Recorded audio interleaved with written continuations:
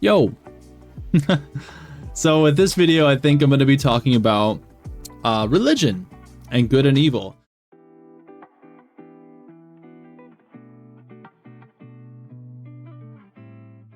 Religion is a very interesting topic. It's a very, very extensively covered topic. You can probably go around and find hundreds and hundreds of videos of people talking about religion and all the different aspects of religion and the nitty-gritty details when it comes to how religions operate, their foundation, and how they've existed throughout the years, ever since the foundation of like any civilization. We've had religion and religious ideas.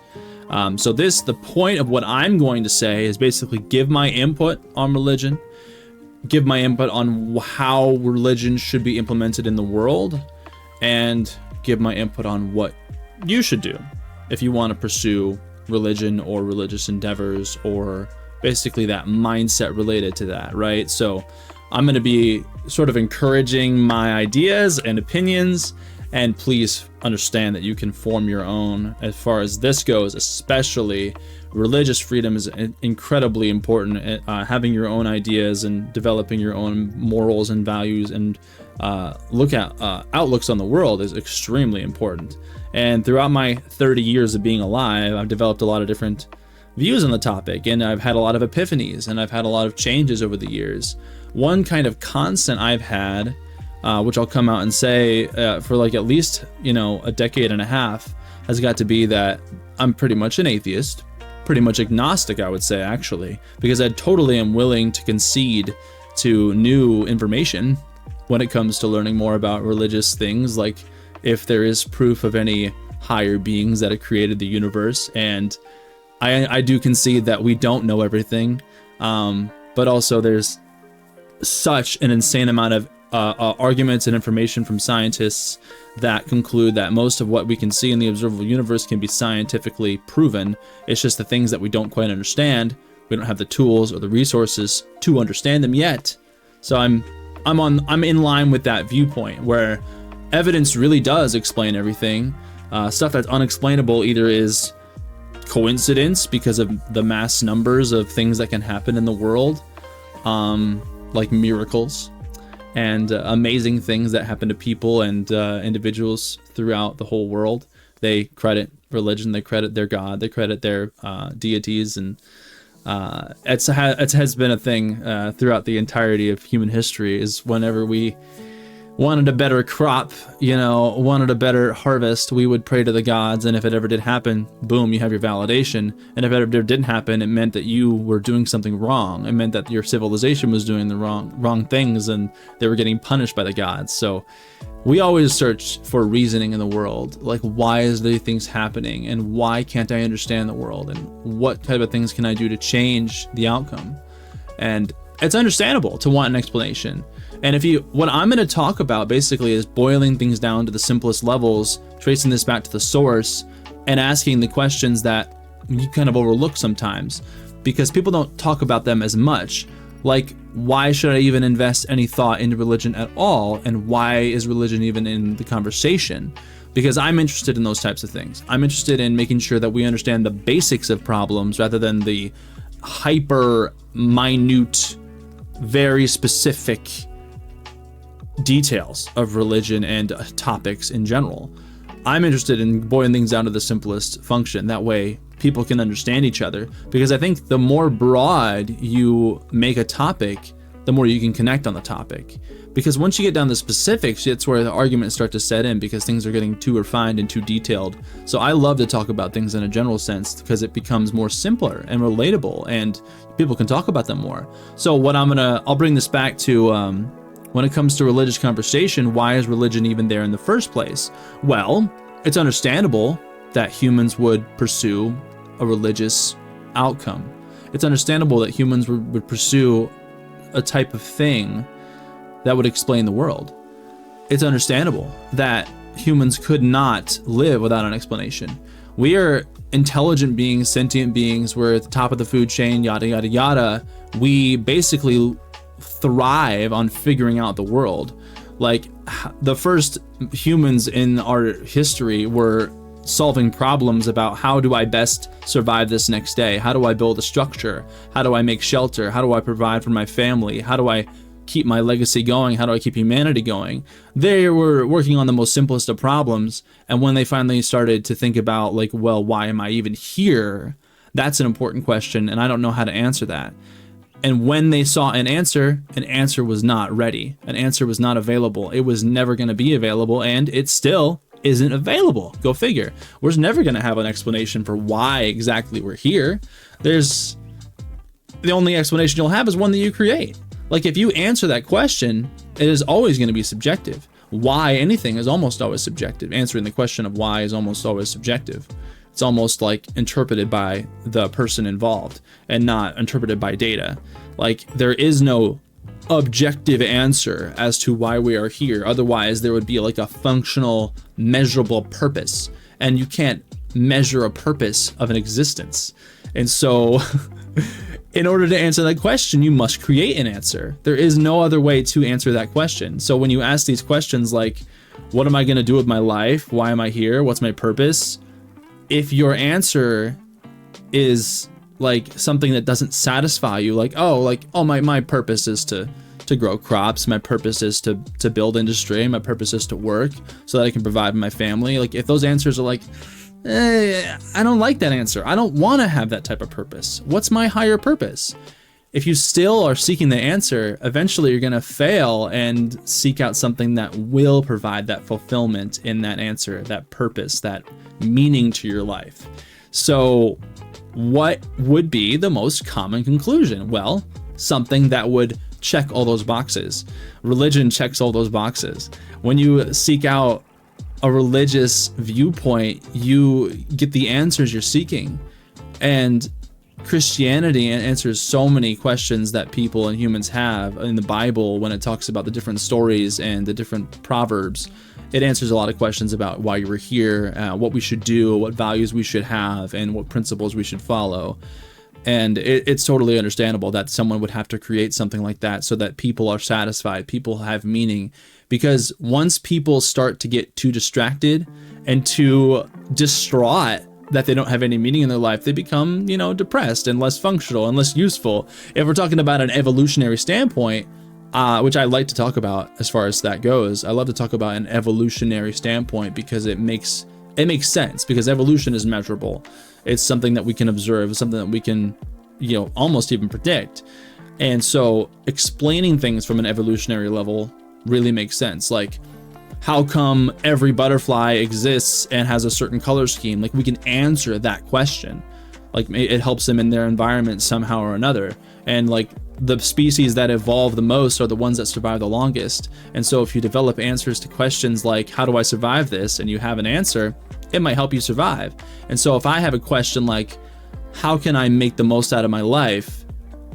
And the answer requires you to understand your meaning of your life. Someone might provide you that answer like, hey, the meaning of your life is to worship God. It's to worship a deity. It's to worship a higher good. And if you don't serve that higher good, your post-life, the life you're going to have after you die, it will be either good or bad. If you go to heaven or hell, which that was the linchpin of every argument of religion is, well, do you want to go to heaven or hell? Do you want to have eternal life or eternal damnation? It's your choice. And so when we center ourselves around that conversation, you have to understand and agree of an afterlife. And so that's interesting. So the simplest of humans, the simplest of brains, they saw an answer to what am I doing here and what comes after. Those answers are not providable by science. That cannot be answered. Or it can be answered as in, well, since we don't have any evidence so far of any afterlife or any evidence so far of your actual objective meaning, there is no meaning, or there is no life after.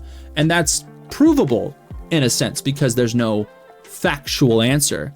And so if you don't have a factual answer, someone who's seeking answers, someone who's a philosopher, someone who's an idea, centered person, someone who really seeks out the meaning of life, that person will become very, very disappointed, depressed, and maybe just seek out an escape because they can't handle the fear and uncertainty of not knowing the answers to those questions. Like, what am I doing here and what comes after?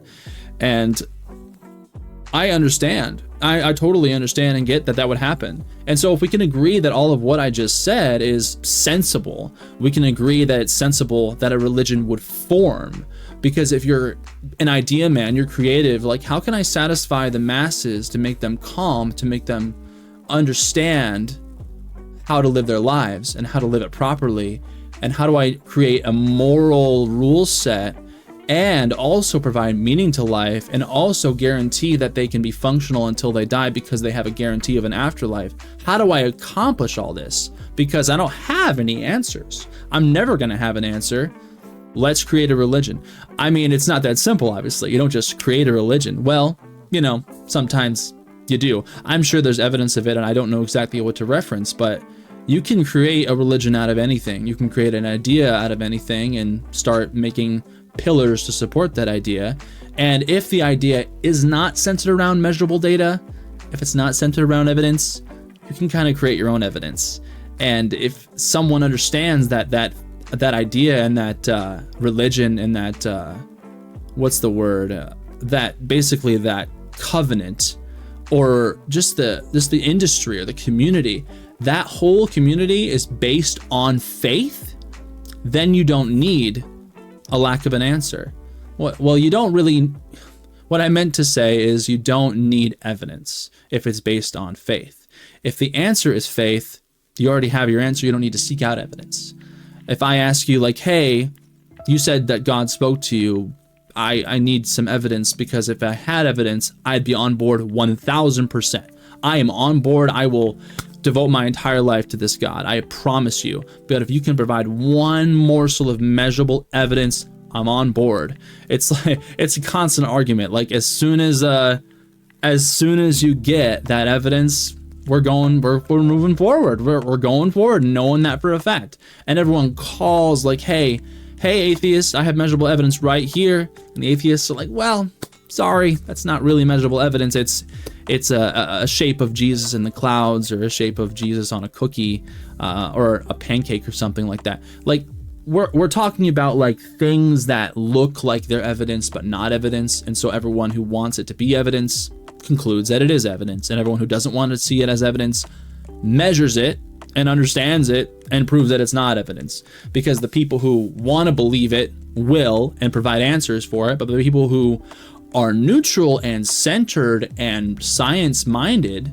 they would find evidence. And of course, there's the pessimistic people who deny it and are atheists, or not atheists, but they're just pessimistic and they're not open-minded. Then they would shut it out and deny any evidence, no matter how thorough the evidence is, which doesn't really happen with religion. You can't throw thousands of hours of debate of someone who's science-minded.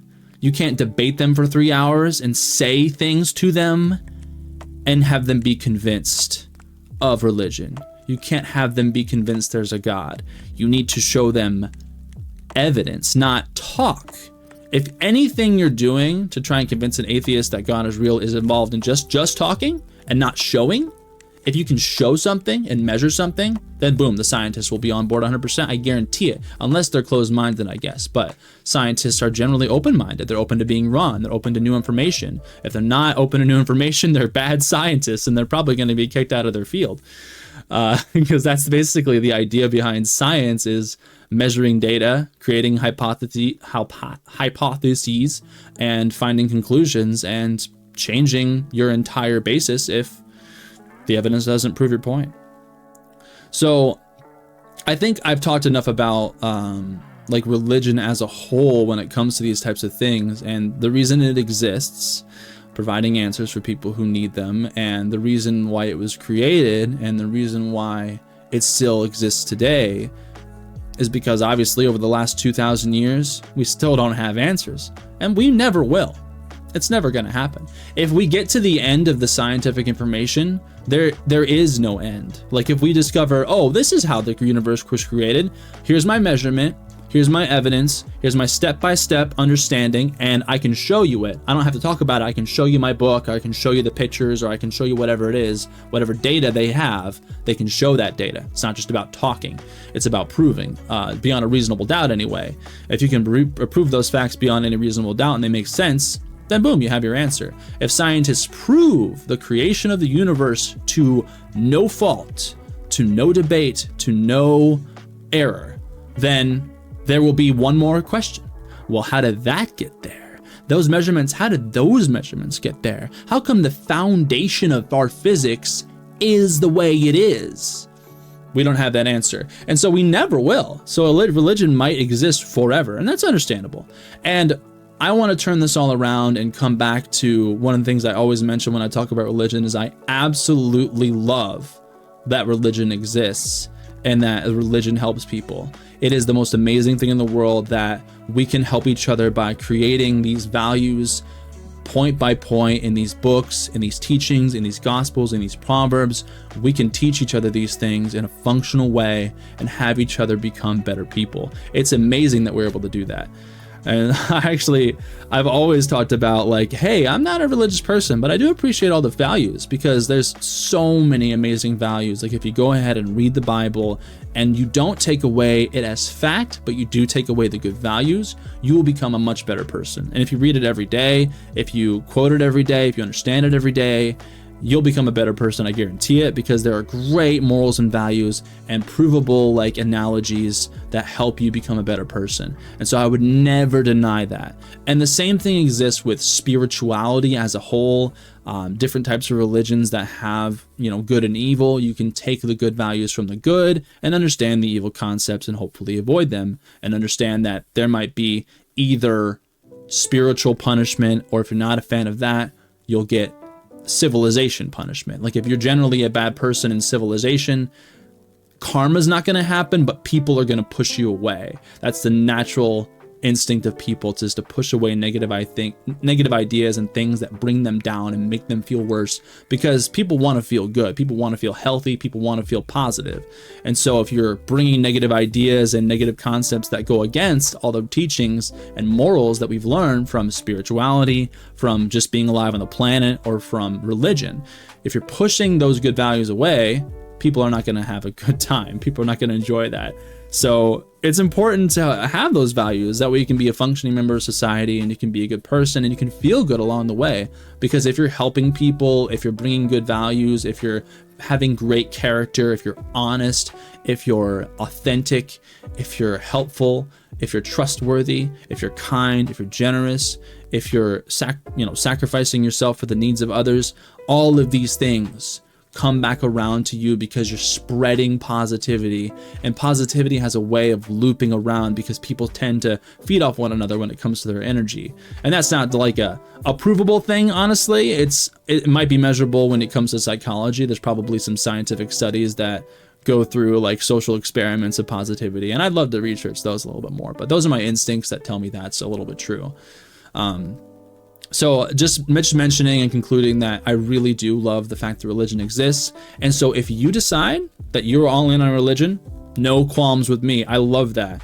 Go ahead. And I don't think anything bad's going to happen because of it. But what I do worry is that you're not going to have the most, you're not going to have the most critical of mindset. That's the one worry I have. And a lot of religious heads who advocate for religion on a deep level, they will say, hey, I absolutely support science. I support science in every step of the way. And I love that scientists work to solve our problems and work on new industries and work on new things. And they measure the speed of light and they measure the distance between planets and they do all these stuff. And I believe them, and they're doing great work. But, they don't understand the meaning of the universe. So I have my religion. So there you go. Scientists don't have all the answers. So I have my answers and they have theirs. There we go. And people live in harmony right now as far as that goes, other than, some religions have radicalism and radical ideas, and they tend to spread them because the religious, point by point morals involve, you're not allowed to be who you want to be. You're not allowed to be around these types of people. You're not allowed to do these types of things. and people will fight that religion. And the religion sometimes tells you, hey, people that aren't like you, that aren't like the things I say in this book, they're the enemy. So those types of religious ideas are obviously out the window for me, because these types of radicalisms that are written to be negative, they're written to push people away in some way. They're not serving the purpose that religion should serve.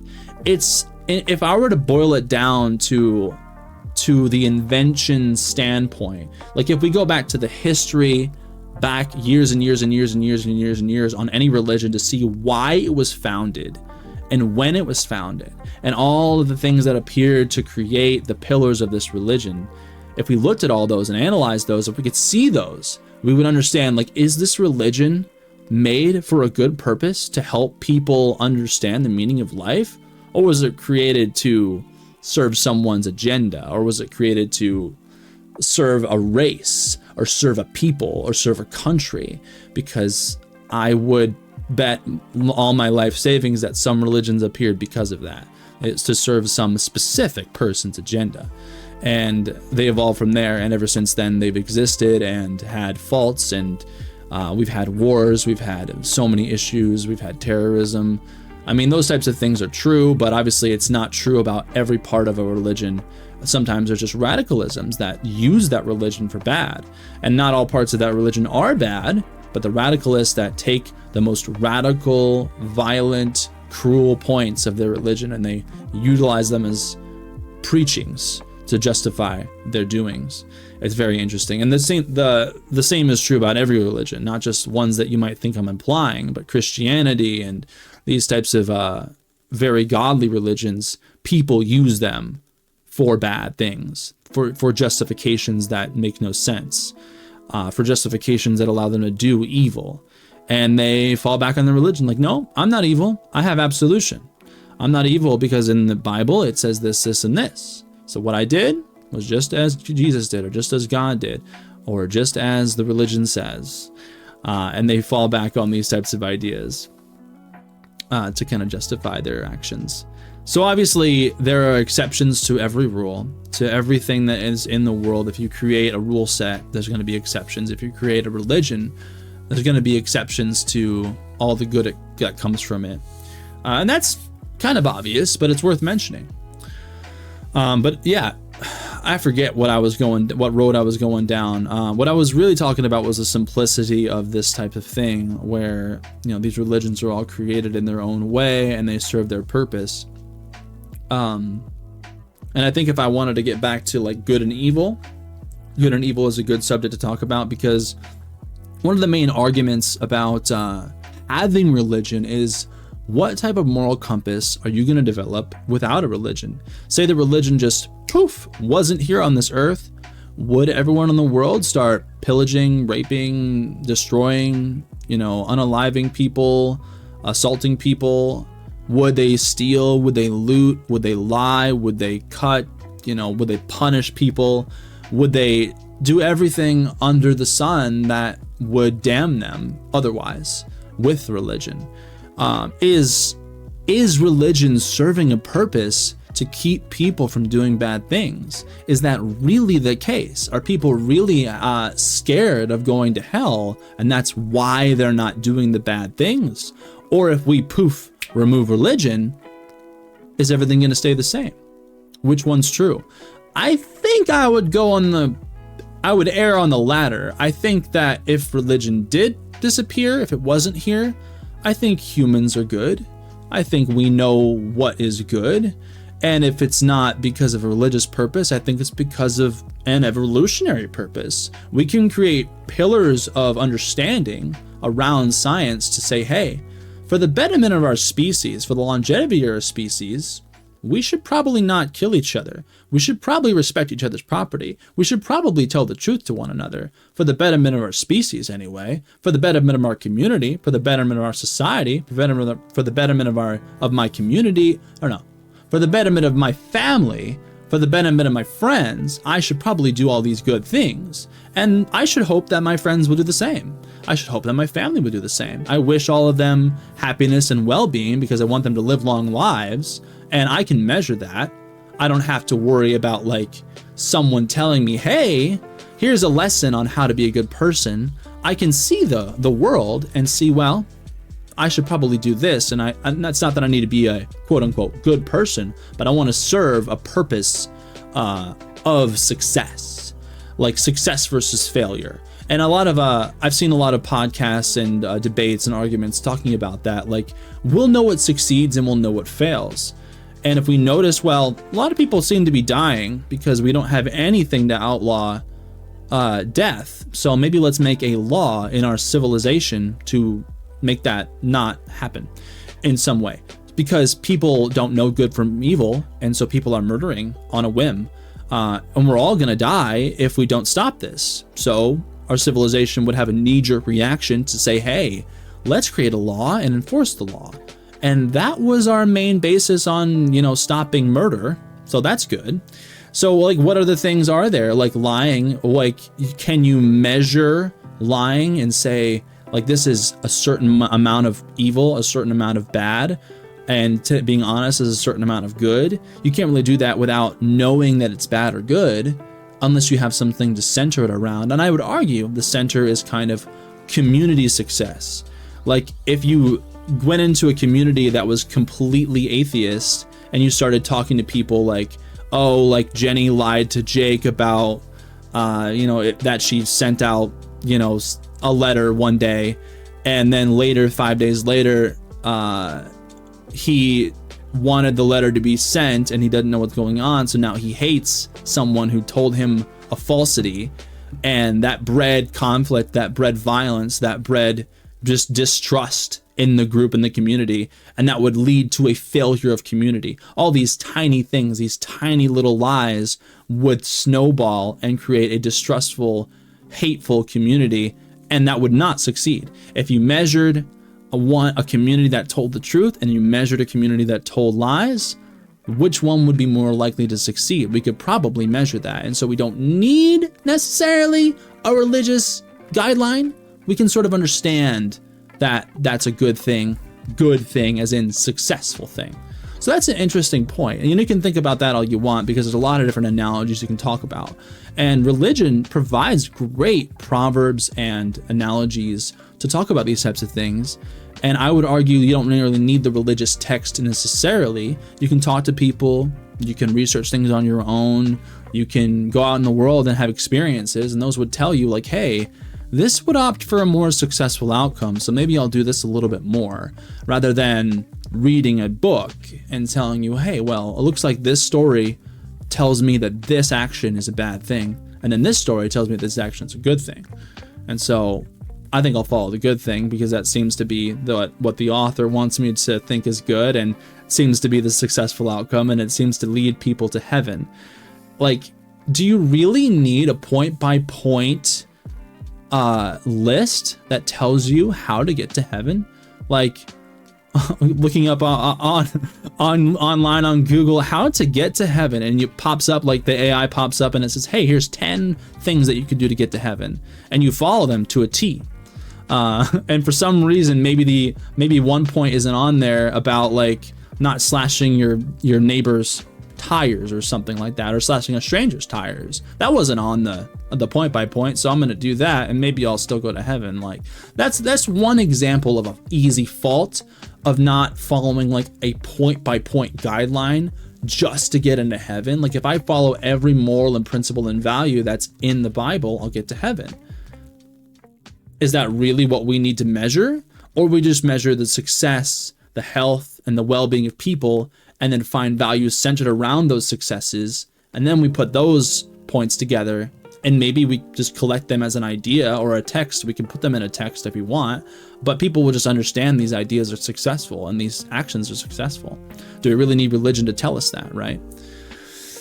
So I do think it's like pretty much the summary of all the stuff I wanted to say, talking about the purpose of religion, talking about the purpose it serves, and mentioning, of course, that I do not mind if anybody follows a religion, if you follow a religion and you center your life around it. But I would hope that you would be more critical of a person with the religion. Like, envelop yourself, dive deep into a religion, dive deep into Christianity or Buddhism or Judaism, and love every moment of it. But please be critical of it and be critical of the world and think through the world. And don't resource yourself.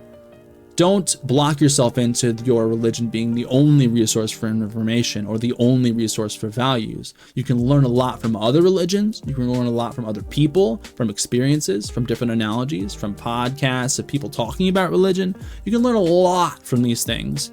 And don't be closed-minded if you can help it. You know, maybe your whole life is going to center around this religion. Maybe you become a priest. Maybe you go to church every single Sunday and you go to your church's community events. You tell everyone to go to your church. You put up flyers for your church and you worship and you pray every night. Amazing things. Those are amazing things. And I love the values and the energy around them. They breed so much positivity, but keep yourself open-minded. Keep yourself open to new information. Keep yourself open to new things, but keep your religion alive as much as you love to, or love to. It really is a good thing, and it will help you feel better as a person. Like, there's so much positivity in churches. That's one thing I loved about being in church as a child, was going there, having a good community-centered mindset, a sense of just knowing the people next to you, shaking their hand, singing together, talking about things together, listening to the sermons. Very interesting, very healthy, positive stuff. So there's a lot of great things to learn and a lot of great things to understand. It just ended in my mind. It ended that I didn't have any proof and I didn't have any reason to believe in God. I didn't have any reason to believe that these things were real. Because I didn't have any evidence. And I don't know what happened to my brain along the way to require such a thing, but it is what it is. I'm just the type of person that really doesn't understand why religion is still around, because the main reason it's here is to provide answers for people who need them, for people who can't survive and can't be free of fear without those answers. And now that we can be evolved beings who are sentient, who can be self-reliant, who can be good without, a rule book to follow, who can be functional and successful, I think we don't really need it per se. We can create other texts, maybe I don't know what you would even title that or what you would talk about, like the industry of feeling good and having successful communities and successful thoughts and successful lives. Of course, there would still be like, hey, if I have this successful life, what's my reward? Sorry, you'll be in the ground, you'll be dead, and there's no afterlife, there's no second chapter, I'm sorry. Well, that sucks. That's an interesting thing that I haven't really worried about, I guess. I don't really think too much about death. I just enjoy the moment, and I think that's really important, to enjoy the moment. I don't know what existed before I existed, and I don't know what's going to exist after I don't exist anymore. And I'm okay with that. I just want to enjoy the moment. I will understand and appreciate life a lot more if I do think it will end. If I don't think there's a second chance, I'll actually end up appreciating life more. Appreciate, breathing and enjoying the moments and seeing nature and seeing life happen and all the little events that come along the way. So whatever you decide to do, whatever religion you decide to follow, whatever values and morals you decide to, ingrain within yourself, more power to you. And I just hope that you stay open and available to new information and open and available to new ideas. But again, as I wrap up this video, these are all my ideas, my opinions. Despite my bad appearance, I hope I know what I'm talking about. I've lived now for 30 years, and so I've experienced a lot of different things. I feel like I'm having a great time. I hope I didn't insult anybody in this video. Much respect to everyone who thrives in a religion, who thrives around those ideas. I really love and respect you. Yeah, I think that's about it. All right, so there's everything I know, everything I learned about that. And I mean, there's probably more that I didn't mention. I'm sure I could mention a lot more and rant a lot more. And that's what the comment section is for. If you have any questions, want me to talk more about something, or want to hear my opinion on something, that's what that's for. So let me know. See you in the next one.